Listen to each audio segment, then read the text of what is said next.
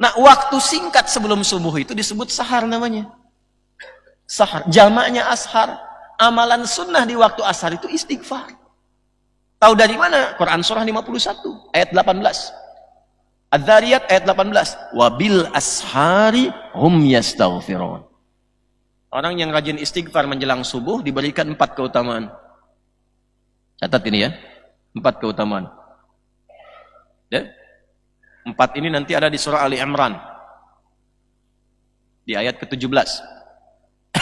Jadi begitu masuk 16-17 ada temukan ayat ini. Sudah? 1, ditambahkan kesabaran. Sudah? Tambahkan kesabaran. Jadi orang yang sering istighfar, khususnya di waktu subuh, itu cenderung hatinya lebih lapang. Mudah mengatasi berbagai persoalan karena kesabarannya ditambah oleh Allah. As-sabirina.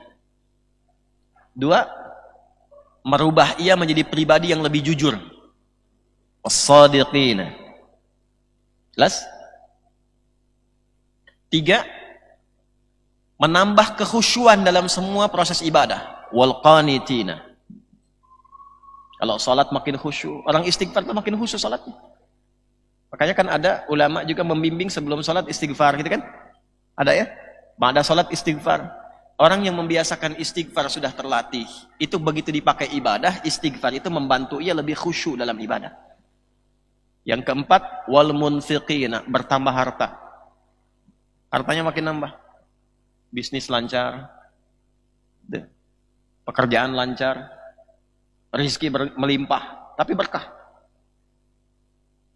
Nabi Nuh saat meminta umatnya kembali kepada Allah itu ngajarin istighfar. Coba buka surat Nuh ayat 10, ayat 10. Faqultu astaghfiru rabbakum innahu kana ghaffar. Maka aku katakan pada umatku, perbanyak istighfar. Balik, taubat, istighfar. Rabbu pasti punya sifat mengampuni, ghafar. Jadi ada ghafir, ada ghafar, ada ghafur. Kalau dosanya masih kecil-kecil, tapi ingat, walaupun kecil tetap dosa. Ingat ya. Pengampunnya disebut ghafir.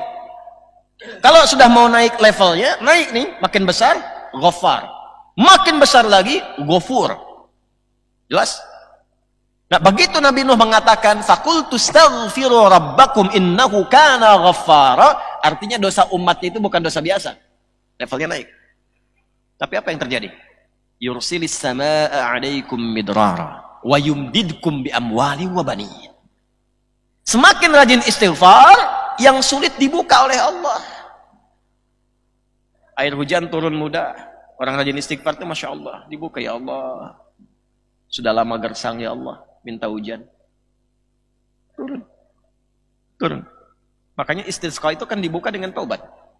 Ya kan? Nah sekarang orang udah rajin taubat. Itu aja. Wa yumdidkum bi amwal. Dilimpahkan harta.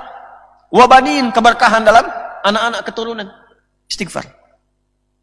Nah kalau sudah dapat itu rumusnya wal munfiqin. Rajin infak. Jadi orientasi istighfarnya bukan cuma ngumpulin, setelah ngumpulin update status.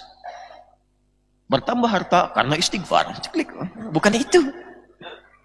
Nah, orang yang rajin istighfar di waktu subuh punya 4 keutamaan tadi. As-sabirina was-sadiqina wal-qanitina wal-munfiqina wal-mustaghfirina bil ashar. Lalulah dia menyaksikan keagungan Allah. Syahidallahu. Ya. Syahidallah. Dia menyaksikan keagungan Allah. Annahu la ilaha illa. Yang tahu keagungan Allah itu Allah sendiri, para malaikat, dan orang-orang yang punya ilmu dari kalangan beriman. Setelah paham itu, ngerti, maka ma'rifatullah, lahirlah pengetahuan yang dalam tentang Allah. Jadi semua dikerjakan karena Allah. Kalau sudah semua karena Allah, berubah sifatnya menjadi ihsan. Ihsan. Namanya muhsin. Maka itu istighfar itu mengantarkan kita menjadi muhsin. Kan itu amalannya bertahap. Dari ayat 15. Quran surah 51 dari 15-nya.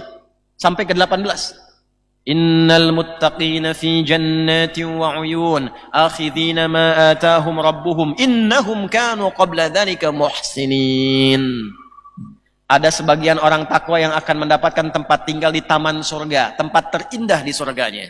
Mereka pasti akan mendapatkan janji dari Rabbnya karena mereka di dunianya menjadi orang ihsan.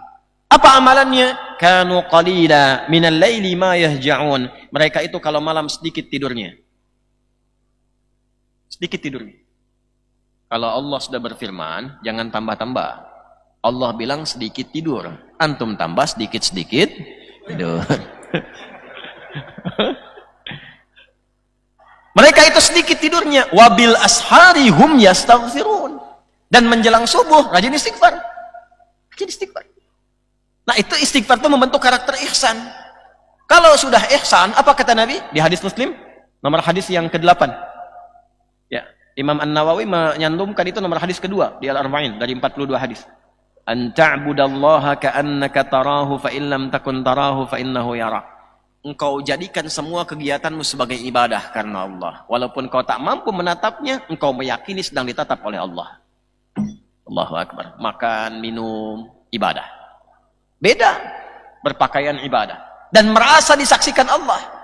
Antum kalau kerja, merasa disaksikan Allah. Nggak mungkin nipu, akhi. Nggak mungkin korupsi. Merasa disaksikan. Dan Anda meniatkan pekerjaan itu untuk jadi ibadah. Jadi kalau pulang, nggak mungkin bawa yang haram. Minuman nggak mungkin cari yang haram. Kalau merasa disaksikan Allah. Karena niat minumnya untuk ibadah. Kalau berumah tangga, nggak mungkin nyakiti pasangan. Kenapa? Karena merasa ibadah. Ya. KDRT, KDRW, KD Camat tuh nggak ada tuh. Nggak ada. Kenapa?